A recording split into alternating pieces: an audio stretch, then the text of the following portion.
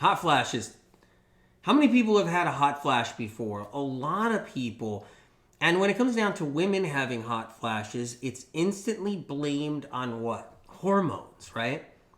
And that's it. It's hormones, case, shut, and closed. But that's not really the truth. Yes, can there be a hormonal imbalance? Absolutely. Can there be a hormonal imbalance overall? Thyroid hormones, adrenal hormones, right? And yes, there can be reproductive hormones for sure. But does it equate to a hot flash? Not necessarily. So let's go into the little history about it. Back in the 1940s, early 1950s, women were getting hot flashes for the first time in our history, medical history, where doctors' offices were being flooded with women with hot flashes. Now, prior to that, the hot flashes weren't happening. So what caused all of that to start happening there? And what the consensus was, or the opinion and the doctor's opinion and the medical industry's opinion after all was said and done, was it must be hormones. And that's the start of the whole hot flashes and hormone thing. Well, it's your hormones, your hormones. Even today, you hear about it all the time. Now, Medical Medium Information put information out about this, the real causes of hot flashes. And even with all that said and done, and it getting out there to millions of people throughout the years, it's still an easy, nope, it's hormones. That's what it is, right? So let's go into it a little bit. Right around 1940, chronic illness was starting. Chronic illness was starting, an epidemic of chronic illness, where women were getting severe depression, body aches and pains. They were getting severe anxiety. They were getting fatigue. They were getting skin problems. They were getting back pain, neck pain, burning skin. They were getting blurred vision for no reason. All these things were happening for the first time in our history, in the world of medicine or chronic illness history.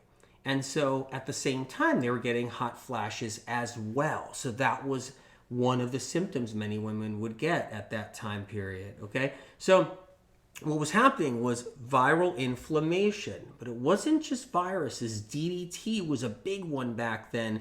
It was years of DDT getting into the body, getting into people, contributing. Pesticides, herbicides was another one too, right? Other pesticides and herbicides, not just DDT. And so toxic heavy metals are also becoming rampant, where exposure was happening every day in the common household with all the different products used. The makeup had lead in it. So if a woman used makeup or lipstick, it was loaded with lead. So all these things contributed, along with Epstein-Barr virus, pathogens.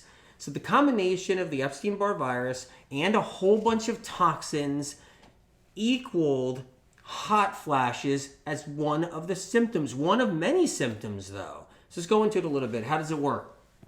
You got the liver. You got the Epstein-Barr virus. The Epstein-Barr virus sits inside the liver. Toxins and all kinds of metals and chemicals and pesticides and DDT and everything else sits inside the liver as well. The virus feeds off of all these toxins and chemical poisons, releases neurotoxins. Neurotoxins float around through the body, creating nerve problems and hot flashes. Okay? Another thing too, livers were becoming stagnant and sluggish for the first time. Fatty liver was developing in women in the 1940s and 1950s when it never did before. Stagnant, sluggish liver filled with toxins and chemicals and pathogens equaled, okay, hot flashes as well. So that stagnant, sluggish liver filled with all kinds of toxins and chemicals and pathogens, all right, is a big part of the hot flash problem that was developing. So it's this entire thing that started the real hot flash problem. Now, okay, they were saying, well, it's just women that were going through menopause, perimenopause, postmenopause, and that's where the hot flashes were coming from. It was like, no, you're in menopause. No, you're perimenopause. No, you're postmenopause. That's it.